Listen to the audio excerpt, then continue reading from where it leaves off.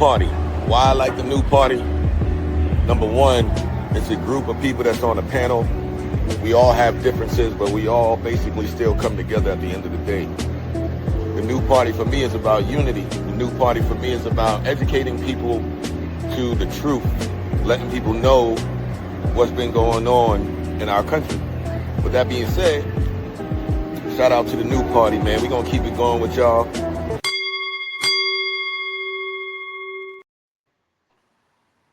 Welcome to the new party. I'm Nora Christine. I'm Gray Mars. I'm Skeptic. And I'm Enzo. And we have a very special guest this evening, running for Congress, Bernard Taylor. Bernard, let everybody know what specific area you're running for and about your platform. So, good evening, everyone. My name is Bernard Taylor. I am running for Congress in Florida Congressional District 21. For those of you guys who are unfamiliar with Florida, Florida Congressional District 21 represents St. Lucie County, Martin County, and Northern Palm Beach County. Awesome. So we're so excited to have you, Bernard. It is so good to have a Florida congressman running. We're going to each take turns asking questions. I'll let the founder of the channel, Gray Mars, go first with his questions. So Bernard, this is your first time here, so I want to start at the very beginning. Did you grow up in South Florida? Is that where you spent your childhood? So yeah, I was born and raised in Miami. I lived in Miami until I was about 13 years old. When I turned 13, my mom moved us up to the Treasure Coast area, the Vero Beach, Fort Pierce area. Went to Sebastian River High School, graduated from Sebastian River High School. So yeah, Florida, South Florida is my home, up and down from South Florida, from the Miami-Dade area, all the way up here through the Treasure Coast. I know you were talking about this before we went live, but I saw you doing comedy first. Can you tell them what you told us that inspired you to do comedy? So yeah, my original reason for making content was, again, I work as a firefighter, so obviously we see some really bad stuff, and our mental health is very important. And a lot of times, guys, they try to tough it out, or they see talking about your mental health or dealing with your mental health as a weakness. And everybody has their different outlet as far as how they deal with the stresses of the job. And one of the things I decided to do was, again, to start making content for me at first, just to deal with the stresses of the job, to kind of keep things light and keep things funny, in order to make sure that, my mind stays sharp and I don't let this stuff that I see overwhelm me. As I started posting the videos, they started gaining traction. A lot of people in my profession, they love the videos. They got laughs from the videos, and one thing led to another, and here I am 4 years later with this massive following across all these different social media platforms. So it started out, again, as just a way to deal with my own mental health and struggles with this work that I do, and it turned into an avenue to inspire young people to become firefighters and look into the field of being a first responder, help my fellow first responders, again, dealing with their mental health, and just providing laughs for the community, man, because in these days, everybody needs a good laugh. So Absolutely. Hopefully the new party can catch up to as big of a following as you have. Who's your biggest role model growing up, and what did you learn from them? my biggest role model growing up was, well, that's a good question, man. My biggest role model growing up was probably my cousin David. My cousin David was growing up in Miami, in the part of Miami we grew up. So we grew up in northern Miami, a place called Carroll City, which they call Miami Gardens now. Will always be Carroll City. Just growing up in that area, being exposed to different things that I could have been exposed to, being the youngest of all my cousins. I had about 25 cousins, and out of all my cousins, most of them went the wrong way, except for my cousin David. He was always the one with his head on straight. Ended up getting his truck driver's license, and making a good living for himself, being a good family man. And I always gravitated towards him as opposed to gravitating towards some of my other cousins and other family members. Had I gravitated towards them, my life would have been totally different. So I would say my cousin David was probably one of my biggest role models, just growing up, making sure I go down the right path and following a good example. That's great. That's great. And as a veteran, I always hear people say thank you for your service, and I feel like firefighters don't hear it enough. So thank you for your service. Um, Thank you for your support. I appreciate it, brother. for sure. So my last question is, what was your first job, and what did it teach you about life? My first job was when I was 14. I worked as a stock clerk slash bagger for Winn Dixie. It taught me the value of work, man. It taught me the value of responsibility. I picked up the job because I was the oldest of five of a single mother, and just knowing that my mom needed help around the house as far as finances was concerned. So I learned at an early age that responsibility to want to help and make sure that my mom and the rest of my siblings was okay. So it just is ingrained in me at that time, that always that the willingness to help others, the willingness to do what I can in order to make sure those who are around me are having the best life possible. So Thank you. And if I was down there, you would definitely have my vote. But I'll vote for your guy here in the Tampa area appreciate it, man. Thank you. for sure. All right. So I'm going to allow ladies first. Skeptic, do your thing. Yeah, so the first thing I wanted to ask was, what was it that convinced you to run for office? So the very first thing that convinced me to run for office, with everything going on over the past year, as far as the from an election cycle to all the policies that have been implemented, it's kind of all touched my life in one way or another. So, for example, my wife being a daughter of immigrants, so the whole process of everything that's happening now, as far as immigrants, even immigrant citizens being targeted, it don't sit right with me. As far as, again, my wife being a daughter of an immigrant. Um, the tax on the Department of Education. I'm a father of a child with autism. So the Department of Education and the individual educational plans that the Department of Education makes sure that each state enforces is vital to my son's educational experience. With the Department of Education being potentially dismantled and leaving that up to the state to enforce IEPs, you're asking for a lot of trust for a state that has had two governors with Medicare fraud scandals. You know what I'm saying? So you're asking me to trust them that they're going to do the right by my child and making sure that the money and the resources that he needs with those IEPs are going to be handled the way they need to be handled.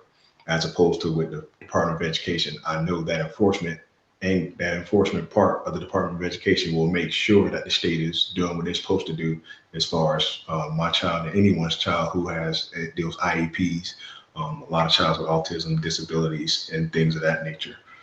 Um, the way the economy is working right now, as a firefighter, we have a lot of brothers in my union who are in what's called an investment plan, and they were planning on retiring this year, but because of the way the markets are setting up right now, the money that they thought they had, they don't have right now. So they're unable to retire, which also has a domino effect because you have other friends of mine who thinking they're going to get promotions because these guys are retiring out. Now these guys aren't retiring out. These guys can't get promoted and they've already taken a test with a list that expires at the end of the year. So if they don't get promoted at the end of the year, they have to go through the whole testing process again. So everything is just a domino effect. And each one of these policies, each one of these um, different attacks on different groups of people have all impacted my life in one way or another. So it just it really motivated me to be a person that says, hey, I don't like the way things are going. Why don't I try to be somebody that makes the change and go up there and see what I can do and answer the call. Awesome. My second question is, I speak with a lot of younger Democrats, and they tend to have a lot of frustration, pent up frustration towards the Democratic Party. A lot of them don't know exactly how or what they can do as far as change goes. What would be the best advice that you can give a young Democrat as far as politics goes? what they should do and how they should become active in their community? Be involved. Don't be apathetic. Don't You have to get involved. And if you don't like the way something is going, be the change. Find out how to run for office. It doesn't have to be at a federal level. It could be at a local level. You have school board elections, you have city council elections, you have state representation. You have all these different ways you can get involved. If you don't like the way something is going, if you don't like the way you're being led, if you don't like the people that are in charge, be one of those people. Step up to the plate if you can. And if you don't feel like you're a person that can step up to the plate, make sure that you're spreading the message to those you're in your age group. Try to talk to them, see what their needs and concerns are. And again, you want to make sure you are encouraging people to become registered to vote. We don't have, especially in my area right now, there's about 80,000 unregistered voters in my district alone. A lot of those are younger people. They're just not even registered to vote. So getting out there, making sure you're getting people registered to vote, whichever party, just making sure that they are being active participants in the political process, and being able to make sure that you are explaining how things are working. Because a lot of times, especially with these big policies and bills, there's a lot of reading to do. And we live in an age right now, right? Everybody's very much short attention span. So find a way to make sure that you're able to educate your friends and educate your community in a way that they can consume it in a way that they can understand it. And again, you have to be presented in a way that it's not preachy. You don't want to be seen as coming down on people just because they're not registered to vote or they're not into politics. You have to get people motivated. You have to get people engaged. You have to get people willing to want to be involved. You can't be, preaching and running down people's necks. You gotta really find a way for them to be able to digest things, and then find a way for them to be able to consume them and understand them, and then activate, mobilize, and energize them in order to get involved.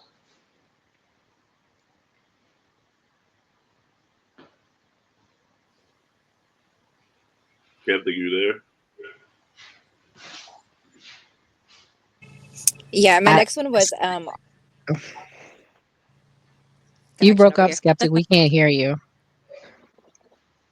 Okay.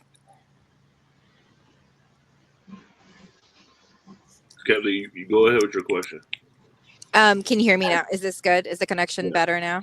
Yeah. Okay. Mhm. My question was, what was your thoughts on Mike Waltz stepping down? It was going to be someone. Someone was going to have to. Someone was going to have to take the fall for this whole Signal Gate thing. I thought it might have been the Secretary of Defense. I thought it was going to be Pete Hegseth, but at the end of the day, I think Mike Waltz was probably a better person to be the sacrificial lamb. And the fact that he's now getting the UN ambassadorship, is kind of funny when you have Elise Stefanik, who that was her goal, and now to see someone that got the national security role and now is going to be the UN advisor, and you not even get a shot at it, has to be eating her up. But again, I knew once that the whole Signal thing happened, and then once you saw that his Venmo was public, he had all these access to different reporters. I knew right then and there it was only a matter of time before he was going to get thrown on the chopping block. So it happened a lot sooner than I thought it was. I thought it was going to be a little bit more, resilient, as far as like not wanting to do it just out of being resistance to it. But I figured it was going to happen sooner or later. That was really my last question. I just wanted to say thank you for running for office. I push for younger Democrats to try and do a change in their, in their community. So I feel like you are exactly what we need, and we need more of that. We need more young people, running for office and trying to stand up and make a change. So thank you. That's all I have. No, thank you for your support. I appreciate it. Yeah. So I'm going to play a clip real quick because it kind of goes into my questions. I have, a lot of questions on law and order. So let me play this clip about crime in your area. Absolutely. Police tell me they found 2 fully loaded guns that were not in a secured location inside the home. In these pictures provided by Port St. Lucie Police, they say the 2-year-old found the fully loaded gun.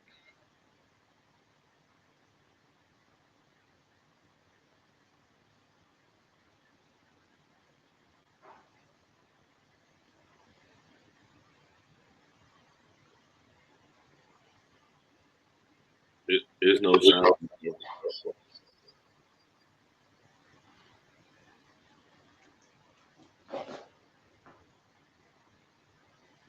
Uh-oh. Well, pretty much the question, the clip was pretty much about like a child having access to a gun. And, there's a lot of guns in Florida.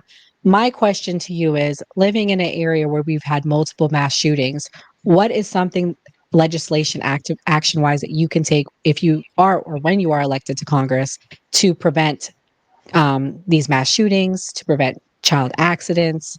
What are things legislative wise that you think can be done to prevent that moving forward?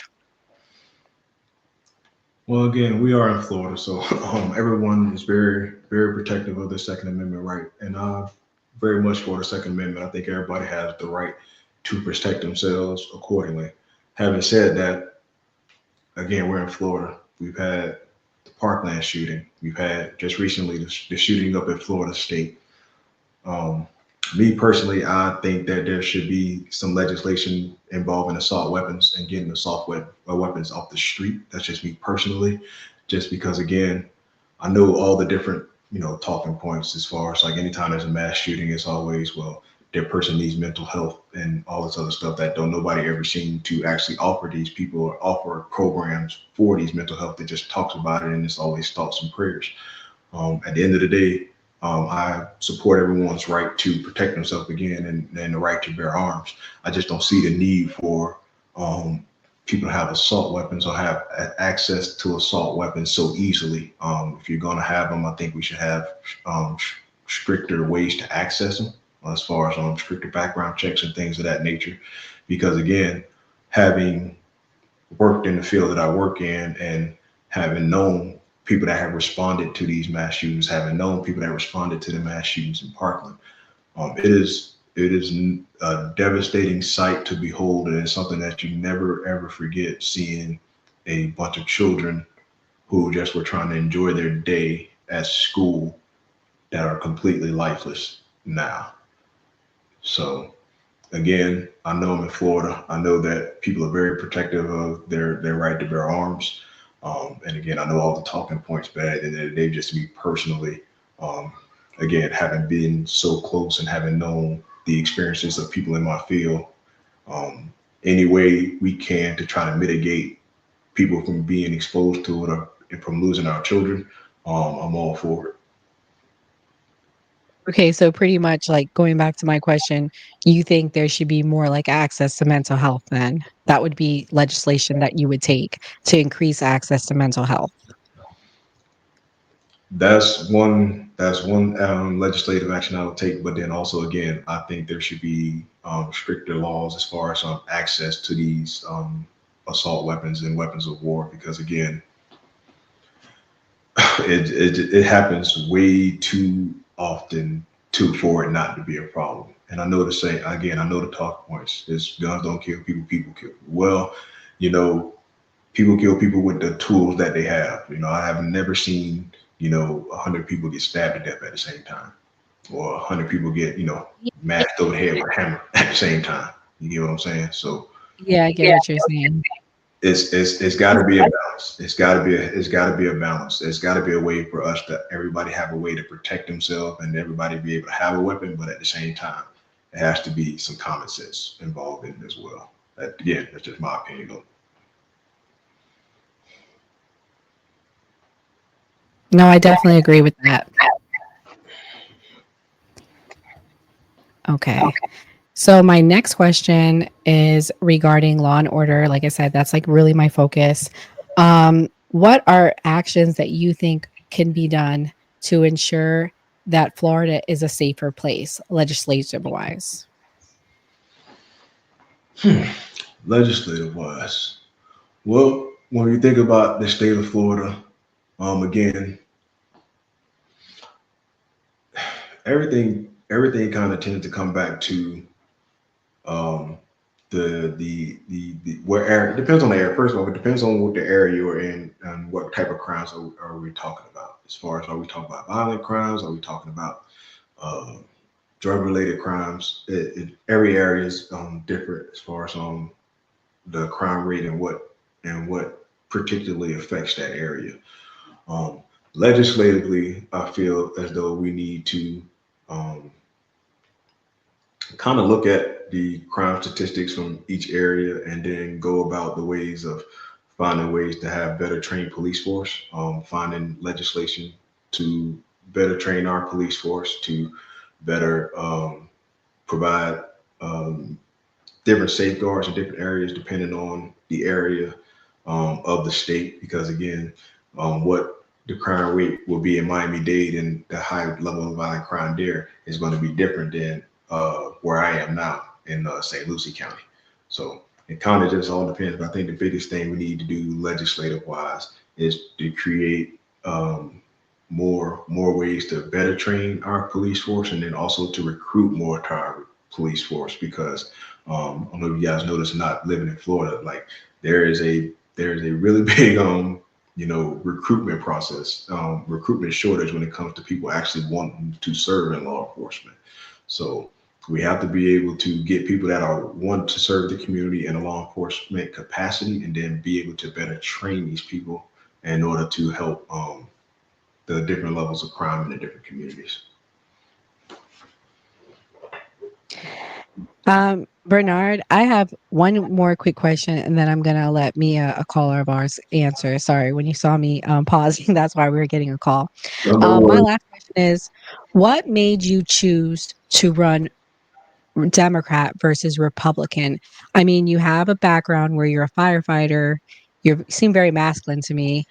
So I just was wondering what made you choose that route versus going the Republican route, which is what most law enforcement and firefighters are. Um, um, I'm probably more compassionate than most firefighters in law enforcement. No, again, I'm fully aware of both parties and both parties' policies when it comes to different things. I tend to lean more towards the Democratic side in terms of how I feel about different programs and how I feel about the economy and the way things should go. I fully believe in, helping people who need the help and giving them ways to be able to get themselves to be at a place where they can sustain and have a good life. Again, I'm a child. I was born in poverty. I was raised in the projects. So these programs like the SNAP benefit programs, Medicaid, growing up, like all those things helped me to get to where I am today. And without those programs growing up, there would have been days I probably wouldn't have been able to eat. I couldn't have had the health care that I needed to growing up and developing. So I understand the need for those programs. I also understand the need for the entitlements that we pay into over this time. I understand how important it is for our seniors to have paid all their life and worked hard in life and paid into Social Security, for them to have that when they're ready to retire, for them to have the Medicaid and Medicare when they are able to retire. And again, I kind of just, again, my belief system and the way I think about things, I'm much more compassionate than I think the other party is. So I kind of lean towards the Democratic side. That makes sense. Okay, I'm gonna allow our caller to come in and ask her question. One moment. Let me share my screen and get the phone on the screen. Mia, Yep, I'm here. can you guys hear her? I can hear. Hello, can you guys hear Yeah, All me? right. Yeah, I we can just hear you. Go ahead, Mia. All right, perfect. How is everybody doing? Good. doing well. Um, so I just wanted to say hi. Sorry I couldn't be there, and I just have a couple questions. I just kind of wanted to touch base on the statistics of your district, Okay. and I just wanted to see how your pathway to overcoming. So it looks like your district is over 60% white and only 12% black. The average Mhm. median household income is $80,000. So it stands to reason that most people are not using SNAP, with a poverty rate of only 10% and the median value property rate of 400,000. And it's a heavily red area. and it looks like the last Democrat for Congress lost by about 105,000 votes. So my question to you is, how are you going to capture that 105,000 plus an additional 20 to 30,000 so you don't need a recount in a Gotcha. very, very heavily red area? Gotcha. So when you look at those numbers, for those who are not familiar with this area, the city of Jupiter is home to people like Michael Jordan, Tiger Woods, Serena Venus Williams. So looking at those income numbers, again, heavily skewed because we are in a certain part of this district home to a lot of millionaires and billionaires. As you look more at the numbers of this district in cities like Fort Pierce, cities like Indiantown, cities like Stewart, parts of Port St. Lucie, parts of Riviera Beach, out into the acreage. There are actually way more people closer to the bottom than there are to the top. Again, you just have cities like Jupiter and Palm Beach Gardens that have a high influx of high income earners that kind of raise the numbers a little bit. So the last voter turnout for the last election, the city of Fort Pierce, which is a predominantly African American community, they had 18% turnout.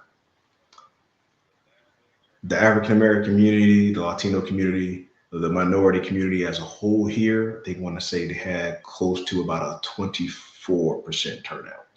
So only a quarter of the eligible voters turned out in this district. Also, right now, there are about north of 80,000 unregistered voters currently in this district. We all know that in a presidential election, in the midterms, the turnout decreases. And anytime Donald Trump's name is not on the ballot, the turnout decreases even more. Right now, I have a goal to reach, if we get about 180,000, we should win. There's a path to get that 180,000. It's, again, energizing and mobilizing these minority communities and these lower income communities. And then also, again, there are 80,000 people that need to be talked to and need to register. So there is a path to win. This district used to be a blue district before redistricting. The lines were redrawn about 3 or 4 years ago. So this district was actually a Democratic district. So it is very possible to win. You just have to do what I'm doing now. Start early. I'm 17 months out. The last election, I noticed. Yeah, the candidate It who looked ran. like it had been redistricted a couple times in the last 10 years. Yeah, so this used to be the candidate who ran in the 2024 election. I didn't even know his name until I got into the ballot box, which is a problem, obviously. So I'm starting now. We're building great momentum. We're building the ground game. I'm able to go into these communities that, truth be told, honestly, when you think about it, you're going into these communities 2 months out from election, just knocking on people's doors. Especially, I know my community. I know my people. Like, you're not going to show up 2 months out just to say, "Hey, I need you to come out and vote." Like, no, I don't want to I don't want to feel like I'm being used. Like, and that's all you're doing. You're coming to my community right now because you need us. No, I'm not going to turn out. And that's a lot of people. A lot of people felt that way. That's why they had an 18% turnout in that one city. We got to get people educated. We got to get out and talking to people now, and not just we're using you for your vote, but we actually want to educate you and want to give you value as to why you should vote. What are your main concerns? Talking to people about what are the things that actually concern them, not worrying about these talking points that you get from the national party, but actually in the community, what are the things that concern you? So we're starting now. We're getting out here. We're getting a chance to talk to people and get our message out. And hopefully by this time next year, that momentum will be carried forward, and we can make some we can make some magic, and we can do the impossible. Just looking back at the special elections in CD6, that was a 16-point swing just off of these first 3 months. In CD1, that was a 20-point swing, and those districts are way more red than this district now. So if they can do that there, like swings like that in this here district, could flip it. So we just have to capitalize and mobilize and be ready when the time comes. Mia, Yep, I'm here. is there any other questions you have? No, I think that covers it. So it sounds to me that the plan is to continue to capture existing Democratic voters and to try to capture an additional 100,000, which was the deficit, the difference between last election, plus hopefully a filler of an extra additional, 5 to 25,000 of unregistered voters, just to give you some padding so you can avoid needing a recount. Yeah. So again, the target number we have, Which would, obviously put you as a clear winner without anything. So I think that's a solid plan. I will say you definitely have an uphill battle for sure. Yeah, but if it was easy, it wouldn't be worth it. So Exactly. everybody, All right, Mia. everybody, Thank you for everybody calling. out here my whole life. So if it was easy, it wouldn't be worth it. So we're gonna make it happen. Yeah. So my next question, I'm gonna go into asking about the housing shortage, and then I have like one more question for you. I have a clip though that goes with it to break it up a little bit. These complaints from property owners, many who faced foreclosure after they were hit with pricey property liens. Dave joining us now with these big developments, Dave.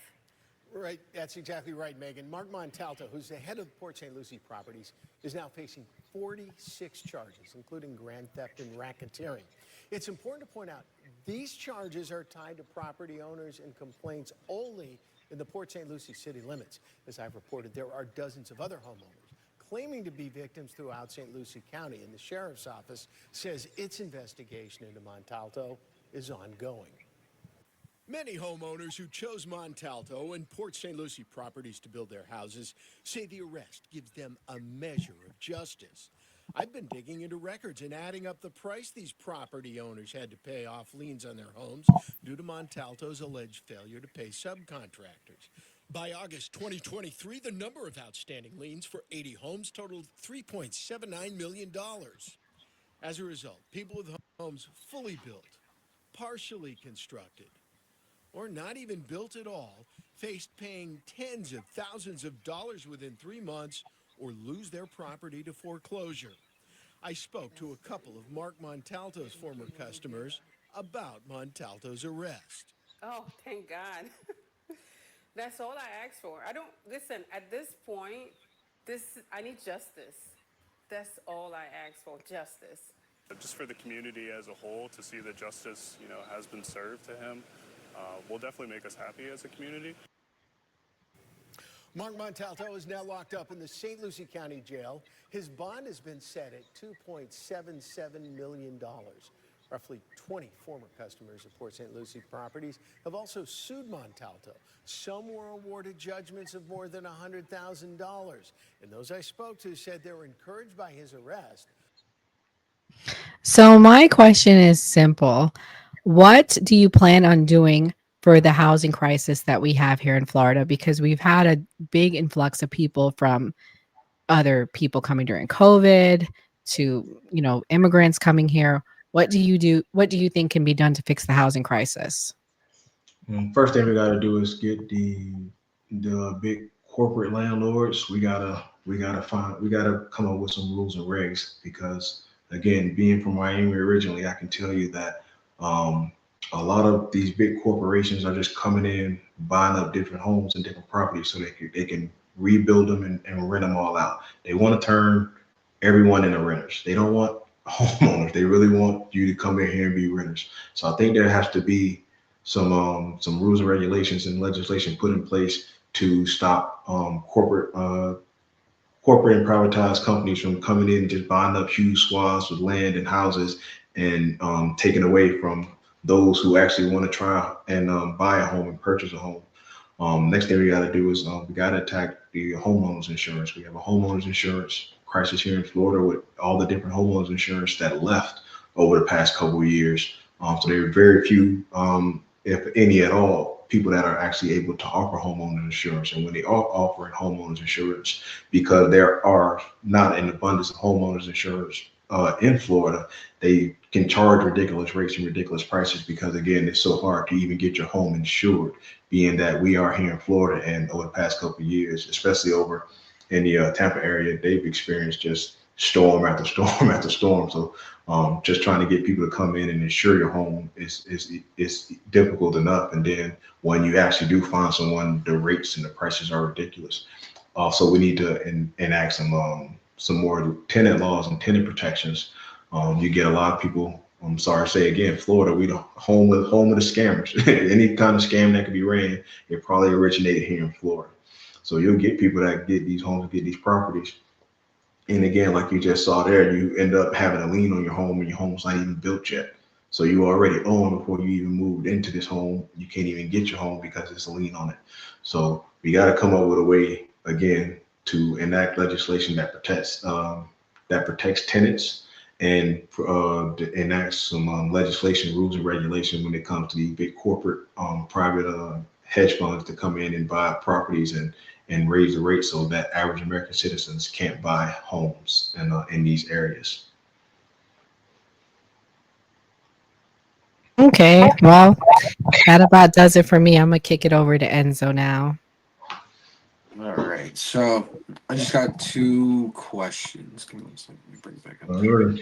All right. So first question: what change would you want to see within your district that you would bring? Just more representation of the people in my district. The biggest complaint I get about my district is the person who's representing them now doesn't represent them. He represents his donors. He represents AIPAC, and he represents the president. He doesn't really represent the people here. Before last week or 2 weeks ago, when he had his initial town hall, he hadn't had a town hall in over 2,000 days. Completely unacceptable. And when he does come to the district, when he does actually interact with voters, again, from what I'm talking with his constituents and talking with people today, he talks down to people. He really doesn't try to hear people out and hear their concerns. He's very, very rude, very obnoxious. It's just they don't feel represented. And a lot of it is, again, people don't really try to put up a fight because it's so heavily a red district, and he's come down here and they implanted him in this district, and he just wins off the strength of running as a Republican, not really for what he can do for the people of the district. So the very first thing and the main thing I think would be to establish myself as the person that actually is going to be for the people of the district and not for the people who are donating to my campaign or whatever the president says. Okay. And then my next question would be, what would your advice be to someone who's thinking of running for Congress someday? My advice, if you're thinking about running for Congress, just make sure that you got all your ducks in a row. You realize the amount of work it takes, the amount of time you have to be dedicated to running your campaign. But if you have the fire, if you have the determination, if you have the will and want to, absolutely do it. Because again, we need people that want to do the job and want to represent people and want to be here to help make this country the best that it can be. So anybody who's even thinking about it, look around, do your research, see if it's something that's for you, that fits your work ethic, your discipline, and your dedication, and then go for it. I mean, at the end of the day, the worst thing that happens is, you don't win an election and then you just move on. Okay. Well, thank you for that. And I wish you the best of luck. Bye. Yeah. Appreciate it, man. Thank you very much. Anytime. Wow. I have one last thing that I want to show you. Speaking of town halls, this was a town hall of our potential future governor, Byron Donalds. Let me show you this clip on how it went.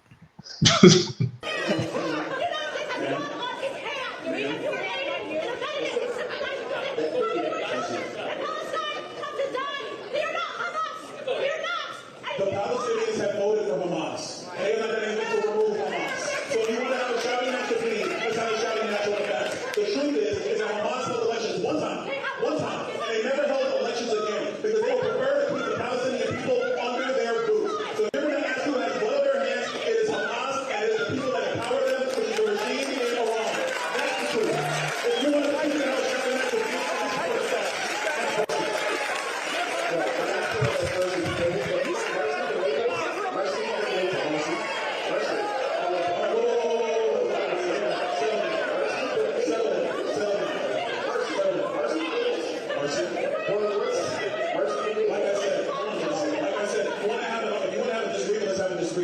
But when you're going to stand and yell and disrespect everybody in this room because you think you're being heard, and let's be clear, you're not. Let's be very clear. You're not. What you're doing is yelling now, and you're being disrespectful. You are being disrespectful. And I will respect you, and I will honor the fact that you are here trying to get answers, but if you're going to hold this thing up and be disrespectful, then that's not for you to be removed. Because you are disrespecting everybody else in this room. You try to have things and know what's going on behind the scenes. They did not come to hear you yell, man. They didn't come here for that. So there's so much you can say about that clip, right? How he responded. But my main question regarding that clip goes back to foreign aid. You mentioned AIPAC. What would be your position when elected to Congress on foreign aid and how it would benefit our state of Florida? Because pretty much that's why they're fired up, because he's a big proponent of what's going on in Israel, giving them money. And it is, I mean, honestly, it is a position on what, what's your position? Should we keep sending money overseas? And it's not just Israel, but Ukraine as well. I just want to ask you that. Okay. So I look at it like this.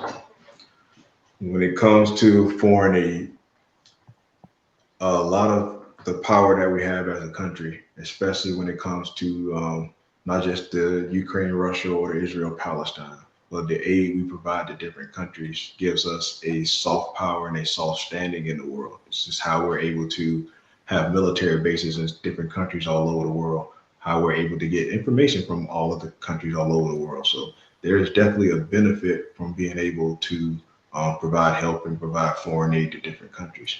Having said that, when it comes to the whole Russia-Ukraine war, keep in mind, and I had someone explain this to me because, again, foreign policy is something that I'm learning, I'm getting better at.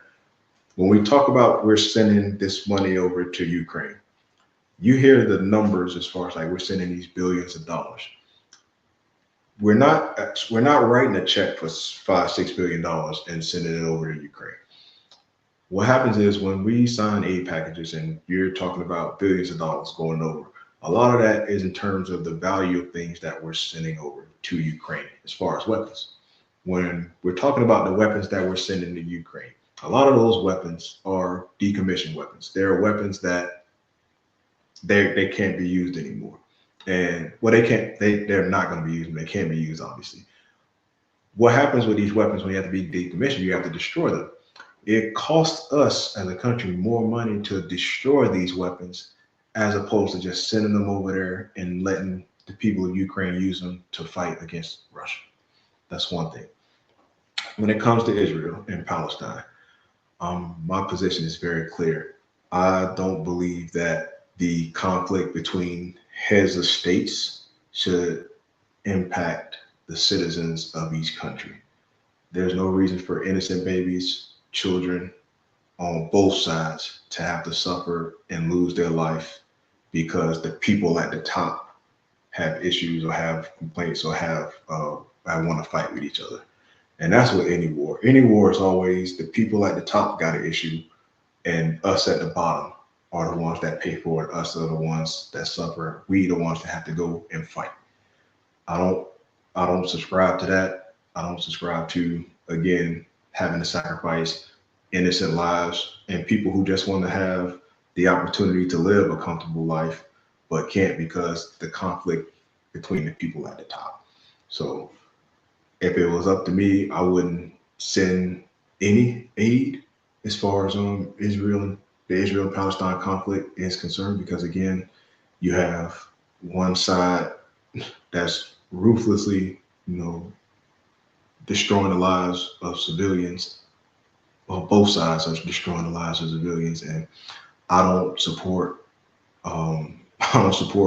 enabling that on either side. So, but I do understand also foreign policy. I understand the treaty that we have with Israel. I understand the obligations that we have as a country.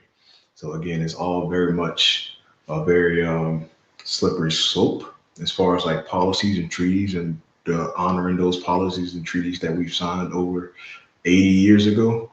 But it comes a point in time too where we should definitely, again, you gotta put the humanity back in these things at times and reevaluate certain situations. So a complicated scenario, not a simple answer, unfortunately.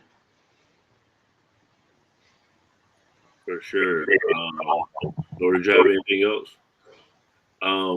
Bernard, definitely, I like a lot of stuff that you said. And on a new party, we normally go around for final thoughts. So you were a content creator. I think what's unique about you is being able to turn that into something with politics.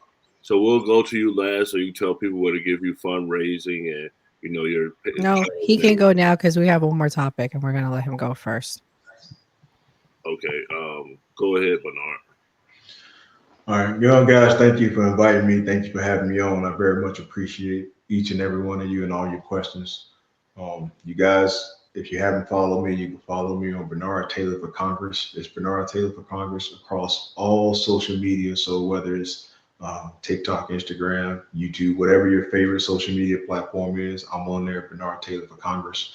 Also, my website, the link is in the bio on all my social media platforms, but the website is bernardtaylorforcongress.org. It's going to be bernardtaylorforcongress.org. So you can go to the website. There is a link there if you want to donate to the campaign. Every dollar helps. Every dollar helps. The one thing I want you guys to know about my campaign is strictly a grassroots movement. So I don't accept any big corporate donors, and I don't accept any APAC money, none of that. It is strictly a grassroots movement. If I can't win this with the people, then I don't want to win it. So again, you make sure you follow me across all socials. The website is there, bernardtaylorforcongress.org. And if you want to volunteer to help the campaign, whether that's phone banking or if you're in the area, door knocking, you can sign up on the website there as well. Again, thank you guys for having me. It was a pleasure talking to each and every one of you. Absolutely. We definitely appreciate you for coming. I hope you win. Yeah, Bernard, thank you so much for coming. I appreciate you. Everybody go check out Bernard Taylor. Give him a follow. Go follow him on TikTok. His stuff is hilarious. I mean, if nothing else, you will get a laugh. And he's a handsome firefighter, so you can't beat that, ladies. We will support you any way possible. Thank you, Bernard, for coming. And don't forget us as you head to the White House. We got to do this again. We got 17 months, so we're definitely going to do this again. Oh yeah, you let us know, Bernard, for sure. Anytime, reach out, let us know, and we'll make it happen. Absolutely. You guys stay safe out there. Be blessed. Have a good night. Thank you.